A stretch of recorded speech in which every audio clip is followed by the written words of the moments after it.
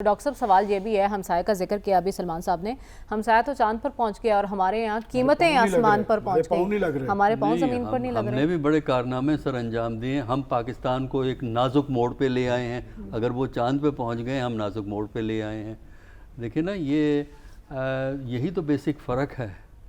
और पाकिस्तान की जो मसाइल हैं, ख़ासकर इंटरनेशनल लेवल पे जो डिप्लोमेटिक वज़न नहीं है, जिसको हम एडमिट नहीं करते, उसकी वजह यही है कि जो कौम साइंस, टेक्नोलॉजी, नॉलेज को अप्रिशिएट नहीं कर सकती, उसको अडॉप्ट नहीं कर सकती, बल्कि वहाँ पे हमारे यहाँ जो साहिबान इख्तियार व इक़्तिदार हैं और जो साहिब हैसियत हैं, उनके लिए तो कोई मसला नहीं है। देखिए, पाकिस्तान का क्या मसला है, आप अखबार उठाइए, ज़रा बयान पढ़ने शुरू कीजिए ना। वज़ीर आज़म, केयर टेकर वज़ीर आज़म के, केयर टेकर वज़रा के, फाइनेंस मिनिस्टर बीबी का जो है वो, उसका बयान पढ़ के देखिए। IMF की खिदमत, IMF की मुताबिक हम चलेंगे, IMF के मुताबिक चलेंगे तो अवाम की छुट्टी कर दो। लेकिन डॉक्टर साहब, जो निगरान काबीना तश्कील दी गई है वो तो हर शोबे के माहिर शख्स को दी गई है, तो जो माहिर आए हैं क्या वो जवाबदेह होंगे? देखिए, माहिर होना अपनी जगह है, अवाम की ज़रूरियात का एहसास होना और चीज़ होती है। बात यह है कि जब तक आपका अवाम से कनेक्शन ना हो, एक तो फैशन होता है अवाम के लिए रोना, फैशन होता है, हर कोई कहेगा हाँ अवाम के लिए होना चाहिए। पाकिस्तान में सोशल, देखिए ना, हर कोई कहता है पाकिस्तान में सोशल जस्टिस होनी चाहिए, पाकिस्तान में फेयर प्ले होना चाहिए, पाकिस्तान में इक्वलिटी होना चाहिए। अगर सब ये कहते हैं तो होता क्यों नहीं? देखिए ना, जो चीज़ सब चाहते हैं वो तो होना चाहिए, लेकिन होता क्यों नहीं? होता इसलिए नहीं कि हम बदनीयत हैं। हम जो है ना बातें करते हैं खाना पूरी के लिए। जो मैं ये कह रहा हूँ ना, आप अखबार उठाइए, बयानात पढ़िए, जो अहम लोग हैं, हमारे अदारे हैं, हमारे इलेक्शन कमीशन है, हमारे पता नहीं कितने अदारे हैं, ज़रा बयान तो पढ़िए ना, उनमें बताइए मसले कौन से हैं। ये कोई मसला नहीं है।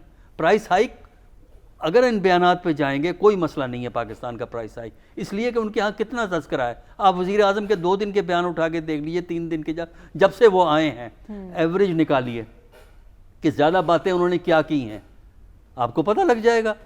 आपकी फाइनेंस मिनिस्टर साहिबा भी तशरीफ़ लाई हैं, वो बताइए कि उनके बयानात में क्या चीज़ आपको रिफ्लेक्ट होती हुई नज़र आती है। तो बात यह है कि पाकिस्तान में किस किस चीज़ का आप रोना रोएंगे। सिर्फ मैं ये कहता हूँ कि जो इस वक्त पाकिस्तान के अंदर सूरत हाल है वो बड़ी सिग्निफिकेंट है कि अवाम के लेवल पे पहले साइंस हमारे नज़र आ गए हैं। क्योंकि जब आप अवाम को देखिए, अवाम को 2 सूरतों में आप ख़राब करते हैं। कैसे? एक तो है ऑपरेशन, स्टेट अदारे जब जुल्म और तशद्दुद करें तब भी अवाम पे एक रद्द अमल आता है।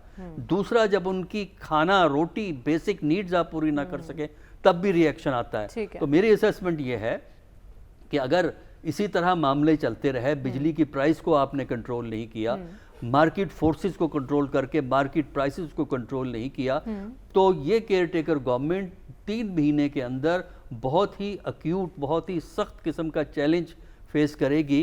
जिसको ये कोप नहीं कर सके, जिसका ये फेस नहीं कर सकेंगे, इसलिए कि केयर टेकर की रूट्स नहीं होती। एग्जैक्टली कोई पॉलिटिकल रूट्स नहीं होती। पॉइंट ये है ना कि हमें तो इदराक हो रहा है इन मसाइल का, लेकिन जिन्हें होना चाहिए क्या उन्हें हो रहा है? डॉक्टर साहब, पॉलिटिकल पार्टीज की तरजीह इस वक्त सिर्फ और सिर्फ इलेक्शन दिखाई दे रही है, लेकिन किस मुंह से आवाम के पास जाएंगे? देखिए, मैंने तो पहले कहा है कि उनका यह मसला नहीं है, ये मसला आम आदमी का है। अब आप देखिए PMLN की लीडरशिप कहाँ बैठी है, लंदन। उनका लाइफस्टाइल देखिए, PPP की लीडरशिप देखिए, वो जब फ्लाई करते हैं तो पर्सनल एयरक्राफ्ट में करते हैं, यानी जो कमर्शियल एयरक्राफ्ट में नहीं आते। PPP की लीडरशिप देख लीजिए।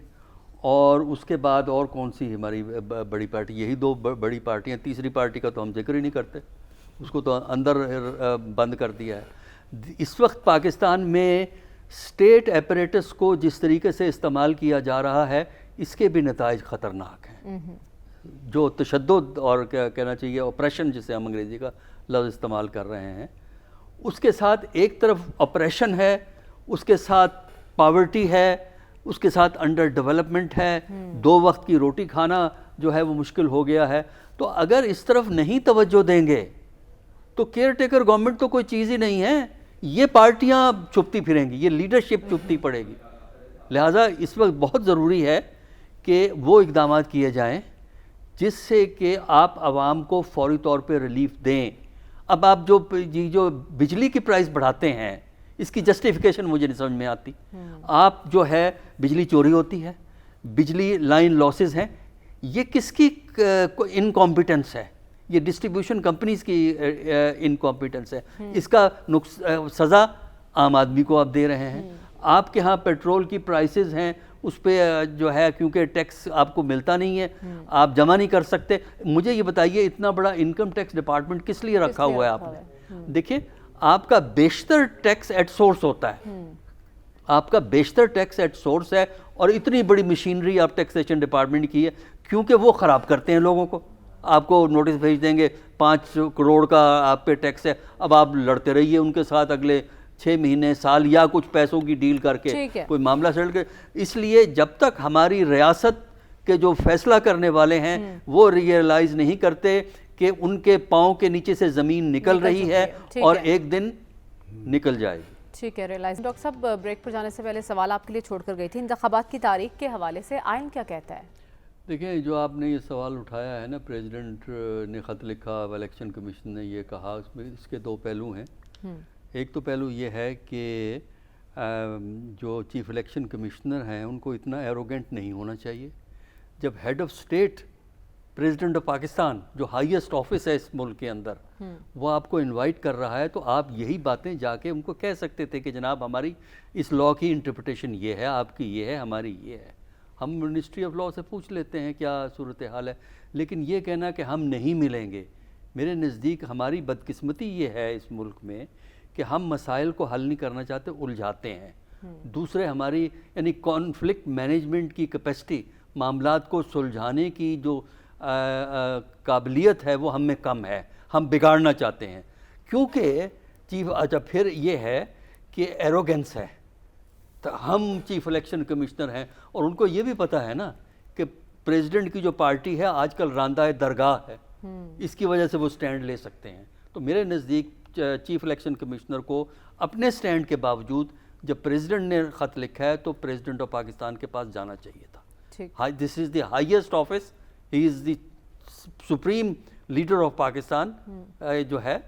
तो कम अज़ कम अगर आप इंडिविजुअल को पसंद नहीं करते, ऑफिस की रिस्पेक्ट करें, और इसलिए रिस्पेक्ट करें कि लोग चीफ इलेक्शन कमिश्नर के ऑफिस की भी रिस्पेक्ट करें, ये म्यूचुअल होती है। अब आइए कानून आइन पे। देखिए, आइन की 2 इंटरप्रिटेशन है इस वक्त। एक तो है महदूद इंटरप्रिटेशन जो हमने देखी है। महदूद इंटरप्रिटेशन ये है कि प्रेसिडेंट असेंबली जब सिर्फ एक ही सूरत में डिसॉल्व करता है, जब के वोट ऑफ नो कॉन्फिडेंस हो, नई हुकूमत ना बन सके, तो वो प्रेसिडेंट डिसॉल्व करता है। ये है narrow, limited, self serving argument. इसके काउंटर आर्गूमेंट ये मौजूद है कि जब प्रेसिडेंट को रेकमेंड किया जाता है डिसोल्यूशन के लिए, जैसा कि किया गया प्राइम मिनिस्टर शहबाज शरीफ साहब की तरफ से, अगर प्रेसिडेंट उसको साइन करता है तो ये प्रेसिडेंशियल ऑर्डर के तहत डिसोल्यूशन काउंट होती है। अच्छा। और इसलिए वो डेट दे सकता है। और देखिए, ये बहस उस वक्त भी हुई थी जब पंजाब की असेंबली डिसॉल्व हुई है। जब पंजाब की असेंबली डिसॉल्व हुई है तो गवर्नर ने साइन नहीं किए थे, वो 48 आवर में डिसॉल्व हो गई थी। तो जब ये सवाल उठाया गया कि जनाब गवर्नर साहब डेट दें, तो उसका जवाब ये दिया गया गवर्नर ने तो डिसॉल्व ही नहीं की है, वो तो ऑटोमेटिकली डिसॉल्व हुई है। तरमीम हुई है ना इलेक्शन एक्ट में, वो उसका हवाला देखिए, आप सुनिए, इलेक्शन एक्ट की तरमीम सुपरसीड नहीं कर सकती कॉन्स्टिट्यूशन को। ठीक है, इलेक्शन एक्ट ऑर्डिनरी लॉ है, कॉन्स्टिट्यूशन सुप्रीम है। जो कॉन्स्टिट्यूशन में लिखा हुआ है वो सिर्फ अमेंडमेंट से हो सकता है। लिहाजा आप जो इलेक्शन लॉ की जो बात करते हैं वो दुरुस्त नहीं करते। और इसके लिए मेरा ख्याल है फैसला हमने खुद तो करना नहीं, जैसे मैंने कहा है, हम में कैपेसिटी ही नहीं है कि मसाइल को हम हल करें। ना अदारे ये काम करते हैं, ना सियासतदान ये काम करते हैं। मसला कहाँ जाता है? ठीक है, जुडिशरी के पास। ठीक है, यानी एक बार फिर मामला जुडिशरी के पास जाता हुआ दिखाई दे रहा है।